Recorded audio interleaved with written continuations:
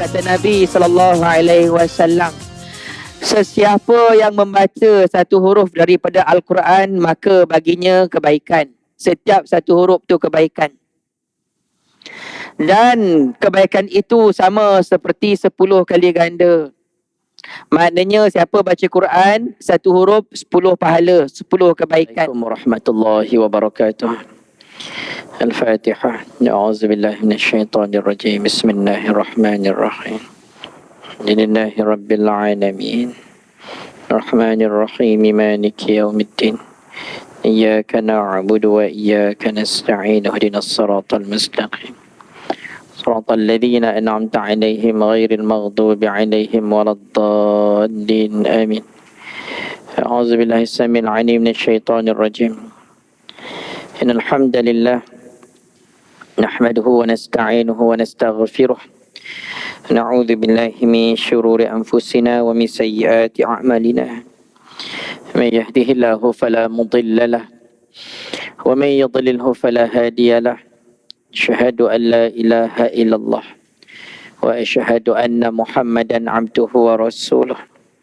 اللهم صل على سيدنا محمد وعلى آله وصحبه أجمعين. Alhamdulillah, kita sampai kepada hari yang ke-22 Ramadan hari ini, dengan berbaki sebanyak 8 hari lagi Ramadan. Mudah-mudahan tuan-tuan muslimin muslimat, kita dapat terus beribadah, dapat menghidupkan Ramadan dengan amalan. Bila Nabi sebut dalam hadis tentang syurga Ar-Rayyan, yang kata Nabi dalam hadis Bukhari Muslim daripada Sahal bin Sa'ad radhiyallahu anhu, Nabi SAW bersabda, kata Nabi, inna fil jannati baban yuqalu lahu Rayyan. Sesungguhnya dalam syurga itu ada satu pintu namanya Ar-Rayyan. Syurga Ar-Rayyan ni, kata Nabi, yang akan masuk melalui syurga tersebut adalah orang berpuasa. Yuqalu, lalu dipanggil, aina as-saimun, manakah orang-orang yang berpuasa? Fayaqumuna, lalu bangkitlah orang-orang yang berpuasa masuk ke syurga. Ulama kaji tentang hadis ini, puasa yang macam mana? Ada dua pendapat ulama. Yang pertama, puasanya ikhlas kerana Allah Ta'ala. Dia bukan setakat berpuasa, tetapi dia menghidupkan Ramadan. Puasa ni, semua orang puasa. Orang bukan Islam pun puasa. Cuma puasa beza dengan kita. Yang Allah cari untuk yang nak dimasukkan ke pintu syurga Ar-Rayyan ini, yang menghidupkan Ramadan. Antara amalan yang biasa kita buat untuk menghidupkan Ramadan, dengan solat berjemaahnya, dengan tadarus Quran, dengan i'tikaf di masjid, dengan qiyamul lail, sedekahnya. Ini semua amalan yang menghidupkan Ramadan. Yang ni pada hari kiamat, dia masuk dekat satu laluan pantas di pintu Ar-Rayyan. Yang kedua, yang dikatakan boleh masuk juga dekat pintu Ar-Rayyan, orang yang bukan sahaja berpuasa wajib, bahkan dia berpuasa sunat. Sebab tu jangan terlupa, jangan terlepas puasa sunat 6 hari dalam bulan Syawal. Tu kena usaha tu. Memang susah nak puasa 6 hari dalam bulan Syawal ni, memang susah, bukannya senang. Mana nak senangnya? Puasa ketika mana orang sedang berhari raya. Orang kita beraya kan lama. Bukan 2-3 hari beraya, sebulan beraya orang kita kan, lama. Open house dia pula tak kira sekarang ni. Dulu Sabtu Ahad, sekarang ni hari biasa open house. Dekat pejabat dia, satu department buat makan-makan, esok department lain pula. Bila masa nak puasa tak? Sebab itulah kesusahan puasa dalam Syawal ini. Allah Ta'ala bagi pahala berpuasa selama sepanjang tahun dapat pahala.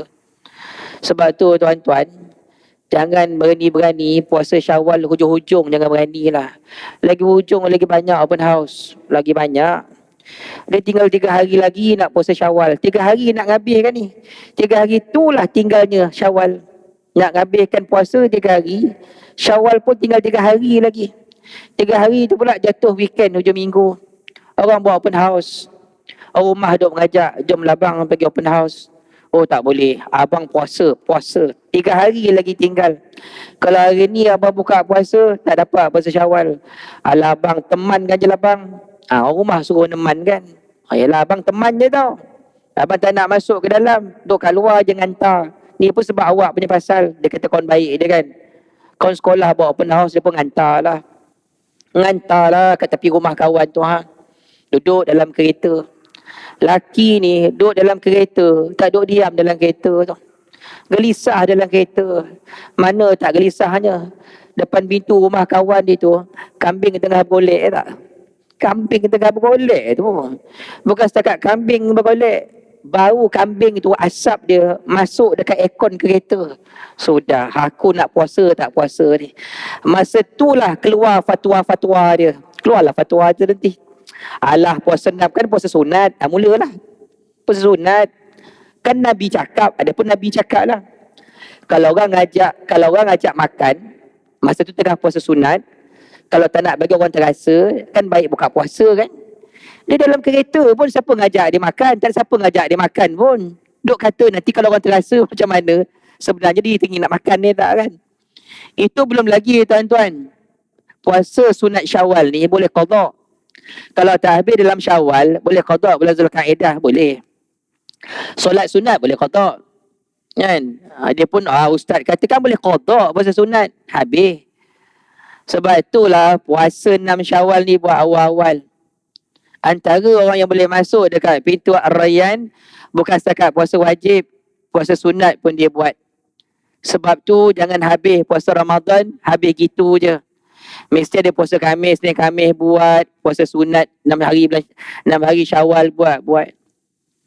Nak menghidupkan Ramadan tuan-tuan. Sebab kita nak masuk dekat satu pintu namanya Ar-Rayyan. Tuan-tuan, muslimin muslimat, sikit benda yang saya nak tekankan pasal Ramadan tentang bacaan Al-Quran. Bacaan Al-Quran. Saya tak risau pasal tuan-tuan muslimin muslimat yang istiqamah baca Quran.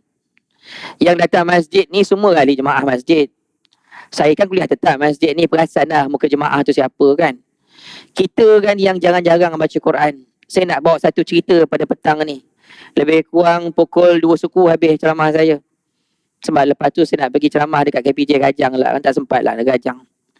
Tuan-tuan, muslimin muslimat. Dalam hadis riwayat Imam At-Tirmizi, Nabi SAW bersabda, Man qara'a harfan minal kitab, Man qara'a harfan min kitabillah, falahu bihi hasanatun. Wal hasanatu bi'ashri amthaliha. La aqulu alif lam mim harfun, walakin alif harfun, walam harfun, wa mim harfun. Kata Nabi SAW, sesiapa yang membaca satu huruf daripada Al-Quran, maka baginya kebaikan. Setiap satu huruf tu kebaikan. Dan kebaikan itu sama seperti 10 kali ganda. Maknanya siapa baca Quran, satu huruf 10 pahala, 10 kebaikan. Aku tidak katakan alif lam mim tu satu huruf, tapi alif satu huruf, mim satu huruf, lam satu huruf, mim satu huruf. Maknanya baca alif lam mim 30 kebaikan. Dalam hadis ni Nabi kata kebaikan. Ada ulama menyebut 10 pahala. Yang penting saya nak cerita tuan-tuan kebaikan. Dalam sebelum Ramadan, setiap satu huruf 10 kebaikan. Datang Ramadan, Allah sebut khusus dalam hadis kursi berkaitan dengan Ramadan. Al-hasanatu bi'ashri amthaliha. Satu kebaikan 10 pahala. Maknanya bulan yang lain 10 pahala, satu huruf 10 pahala, masuk Ramadan kali pula 10, 100 kebaikan kita dapat. Minima. Maksimal kata Allah dalam hadis kursi, ila sab'i mi'ati dha'fin, 700 kali ganda. Maknanya baca Quran betul kerana Allah Ta'ala ikhlas, 10 pahala kali pula 700, satu huruf 7,000 pahala. Kita sembahyang tadi Zuhur 4 rakaat, 4 kali Fatihah. Satu Fatihah 156 huruf kali 7,000 pahala. Banyak tak kebaikan tuan-tuan? Cuma kebaikan ni tuan-tuan, muslimin muslimat, ada kebaikan yang kita boleh nampak on the spot langsung pahala tu kita nampak masa kita hidup. Ada orang Allah Ta'ala simpan kebaikan lepas mati, bergantung pada rezeki Allah Ta'ala bagi dengan bacaan Al-Quran. Senang cerita tuan-tuan, satu kisah berlaku, dah lama kisah ni, tentang kebaikan yang orang tu dapat dengan sebab Al-Quran. Di Quran ni banyaklah cerita tentang kebaikan, tapi sebab masa singkat, saya dah bawa satu cerita. Biasa saya bawa dua cerita, yang ni satu cerita saya bawa. Tuan-tuan muslimin muslimat, seorang profesor pada tahun 1979, Profesor Dr. Gary Miller, yang merupakan profesor dalam bidang matematik dan juga logical, Universiti Toronto di Kanada. Dia adalah seorang profesor di universiti. Dalam waktu yang sama, dia dilantik oleh sebuah gereja, oleh sebuah persatuan. Dia kerjanya dalam NGO Kristian untuk nak memurtadkan kembali orang yang telah memeluk Islam. Tu kerja dia. Dia nak murtadkan balik orang yang dah masuk Islam.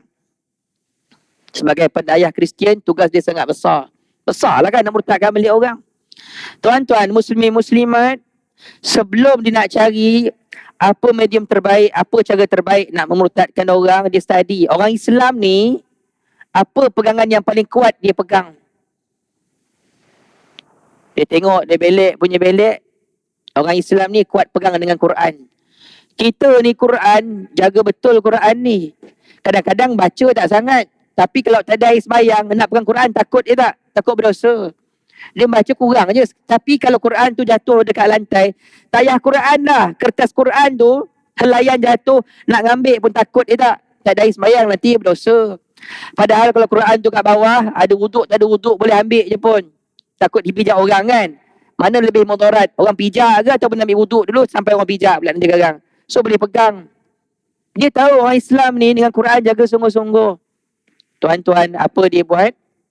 Dia nak seleweng pemikiran umat Islam dengan cara menyeleweng Al-Quran. Tu kerja dia. Apa dia buat pada tahun 1979? Tuan-tuan, dia kaji Al-Quran helai demi helai. Dia nak cari di mana kelemahan Al-Quran, supaya bila dia bertemu dengan kelemahan Quran, dia nak beritahu dekat umat Islam yang dah masuk Islam ni, Quran ni tipu, salah. Dia pegang satu premis dekat kepala dia, Quran ni satu kitab buruk, buku buruk.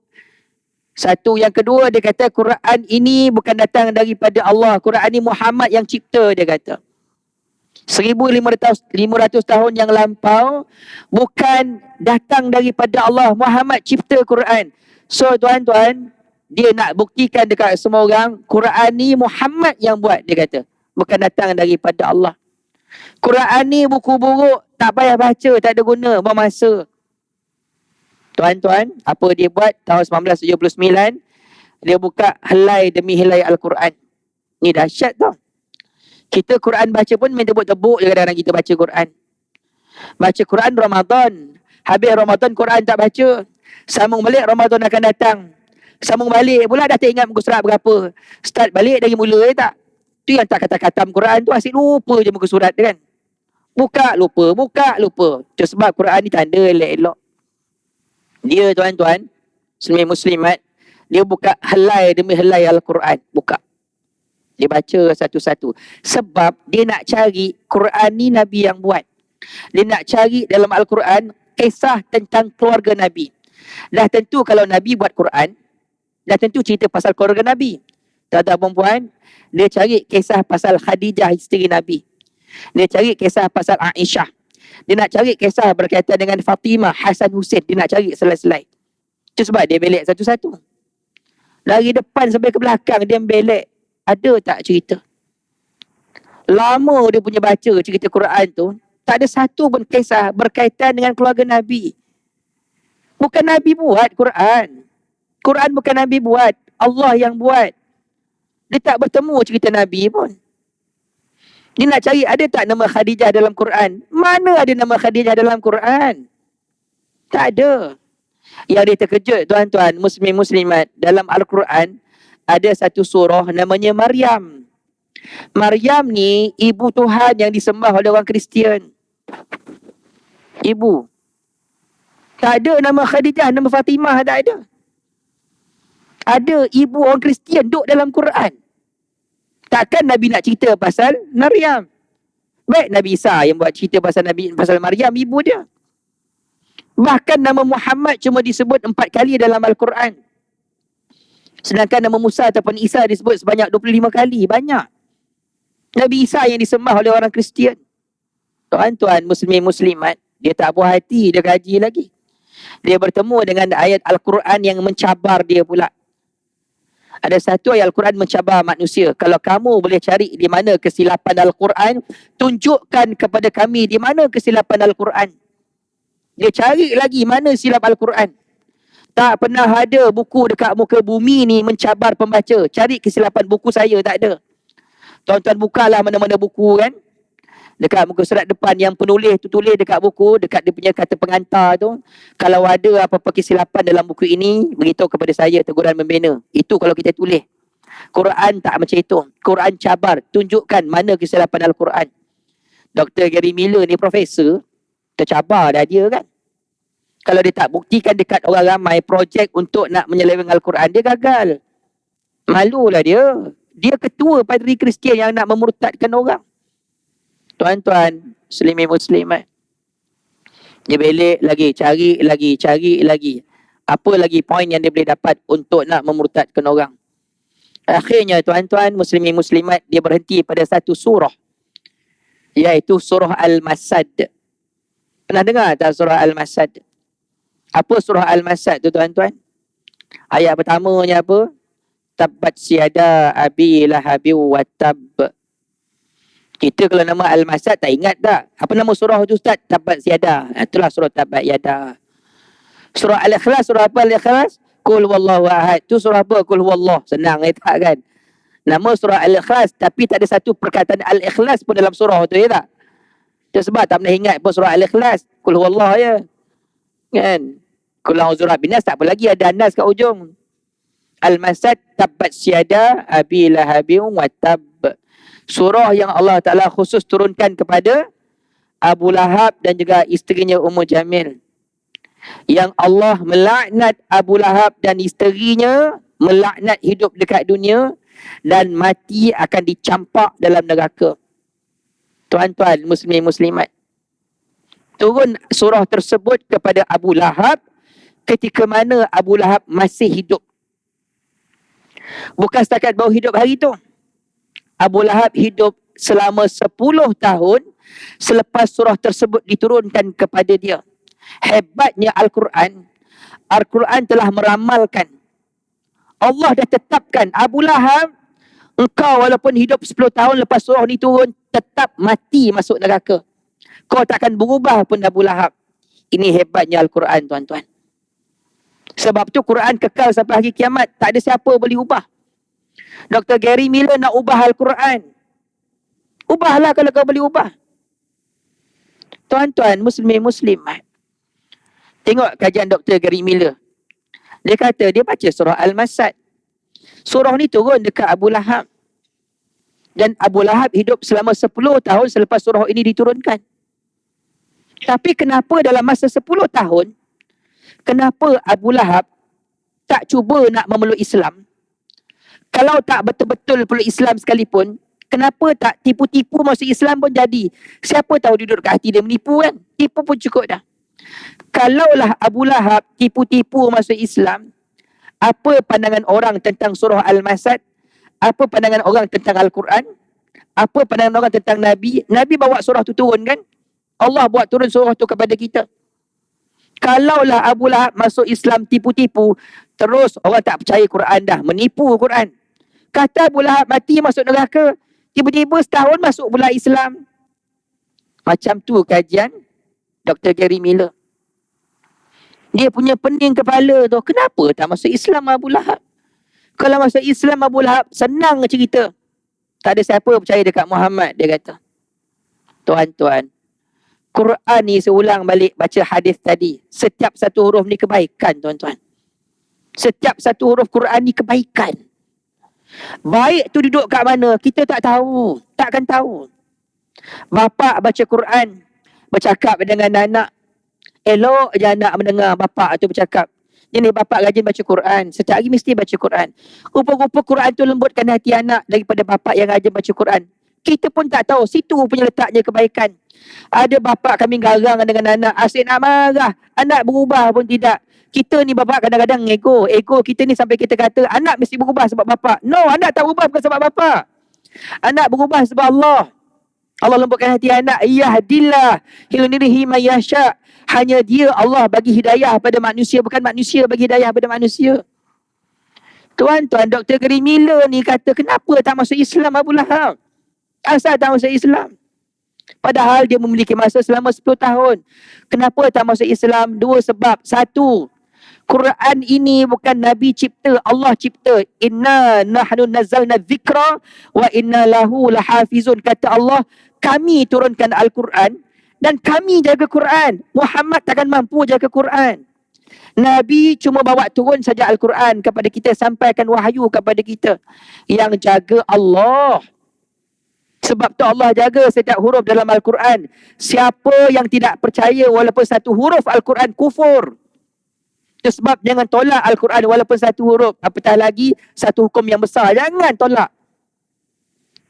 Nabi tak boleh jaga Quran, Allah jaga. Yang kedua, kenapa Abu Lahab juga tak berubah? Allah pegang hati dia. Kalau Abu Lahab hidup 100 tahun sekalipun, tuan-tuan, kalau Allah pegang hati dia, tetap juga takkan masuk Islam. Sebab tu berdoa pada Allah. Allahumma ya muqallibal qulub, tsabbit qulubana ala dinik. Ya Allah, Kau Tuhan yang balikkan hati kami, ya Allah. Jaga hati kami, ya Allah. Jaga hati anak kami, ya Allah. Kita boleh bercakap dengan anak, tapi yang ubah anak kita Allah. Sebab tu doa sangat kuat kepada Allah Ta'ala. Quran. Tuan-tuan muslimin muslimat, baru dia sedar. Engkau siapa? Dr. Gary Miller. Gary Miller, engkau siapa? Allah siapa? Engkau siapa? Engkau ni adalah makhluk. Allah ni yang menciptakan kau. Kau tak boleh lawan Allah Ta'ala. Kau takkan boleh ubah benda yang Allah Ta'ala buat. Kau buatlah kajian pasal Quran sekalipun, kau takkan bertemu kesilapan Al-Quran. Kau takkan bertemu dengan kelemahan Al-Quran.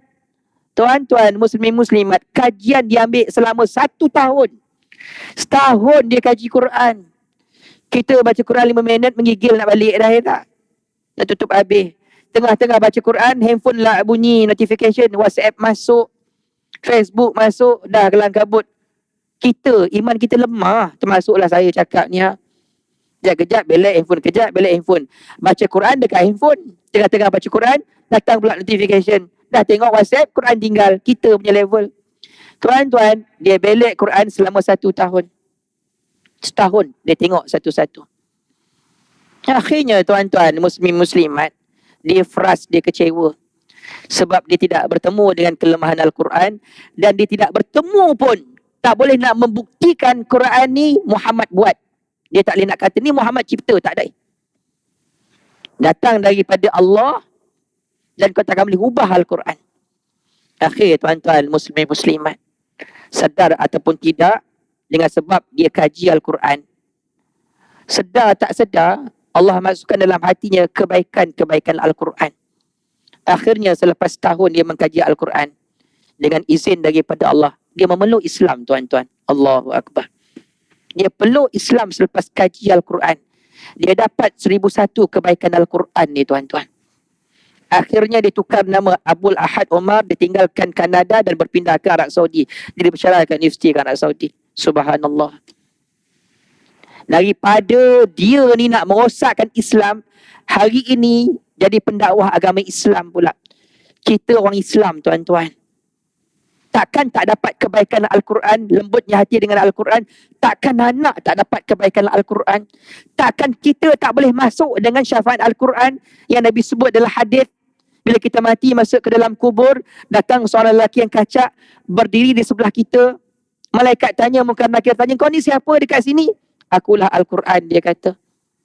Aku tak akan tinggalkan orang ini selagi mana dia tidak masuk ke dalam syurga.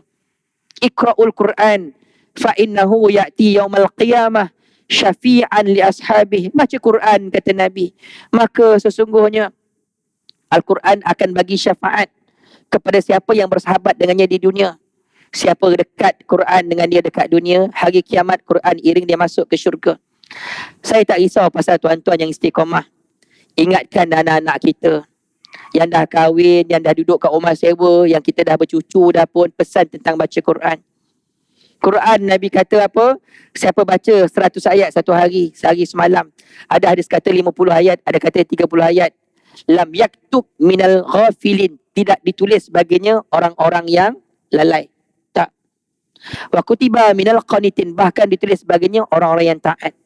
So mudah-mudahan tuan-tuan muslimin muslimat, dengan tazkirah ringkas kita pada petang ni, teruskan beribadah menghidupkan Ramadan. Setiap malam qiyamul lail. Malam tadi saya sebut, saya jemput Ustaz Zuhairi ke masjid saya sebenarnya. Saya ni nazir masjid Gajang, Masjid Sama Sutera Gajang. Jemput Ustaz Zuhairi untuk nak mengimamkan salat untuk qiyamul lail lah kan. Kami jemput setiap malam imam jemputan lah, panggil. Tuan-tuan datang masjid buat qiyamul lail. Kalau malam tadi jatuhnya Lailatul Qadar, kita berqiyamul lail selama 83 tahun tanpa berhenti. Kalau kita baca Quran malam tadi, lepas isyak baca Quran, dapat pahala baca Quran selama 83 tahun tanpa berhenti. Buat je kebaikan malam-malam lepas isyak sampailah subuh. Nak sedekah, nak infak, buatlah. Kalau tuan-tuan nak berinfak, dekat masjid ni berinfak jugalah. Saya dekat masjid saya sekarang ni, kami tengah buat pembelian tanah kubur.